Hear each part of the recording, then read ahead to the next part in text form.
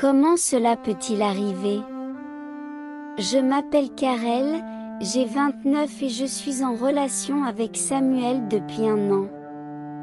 Nous vivons tous les deux en Allemagne et prévoyons de rentrer au Gabon en fin d'année afin que nos deux familles fassent connaissance.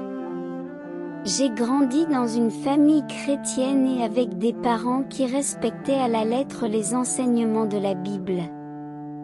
Voici le problème: me suis rendu chez mon médecin la semaine dernière pour un problème de règles irrégulières.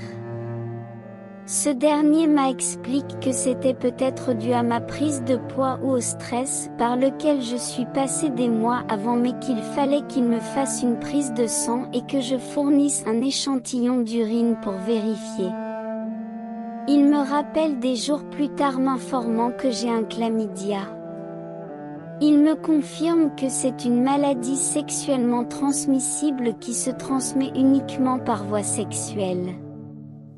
Le médecin m'informe aussi que si je dis n'avoir pas eu des relations sexuelles avec quelqu'un d'autre, alors la seule explication est que Samuel m'a trompé, c'est lui qui m'a contaminé. Il me donne des antibiotiques et me donne rendez-vous dans 2 semaines et me demande de revenir avec mon amoureux pour qu'il se fasse également traiter. Je précise que Samuel est mon 2e homme après mon ex et je ne lui ai jamais été infidèle et lui non plus. Alors je l'appelle pour lui expliquer la situation, il vient chez moi tout juste après son travail. Il me confirme qu'il ne m'a jamais trompé mais qu'il est un peu confus parce que si c'est une maladie qui ne se transmet que sexuellement, il ne comprend pas comment je l'ai attrapée. Il me calme et on se rend chez mon médecin des jours après. Le médecin demande à Samuel de prendre des antibiotiques sur le champ.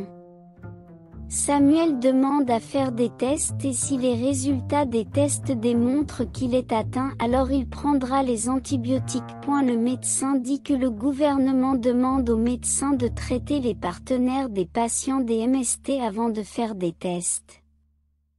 Mon mec a pris les antibiotiques et des jours plus tard les résultats des tests montrent que Samuel n'était pas atteint. Mon souci est le suivant. Est-ce une maladie qui n'est transmissible que sexuellement? S'il y a des médecins sur la page, s'il vous plaît, expliquez-moi. Mon homme ne m'a jamais trompé et je ne l'ai jamais fait non plus, donc expliquez-moi comment je me suis retrouvée avec une telle maladie. Mon homme et moi sommes toujours ensemble et toujours aussi fous amoureux.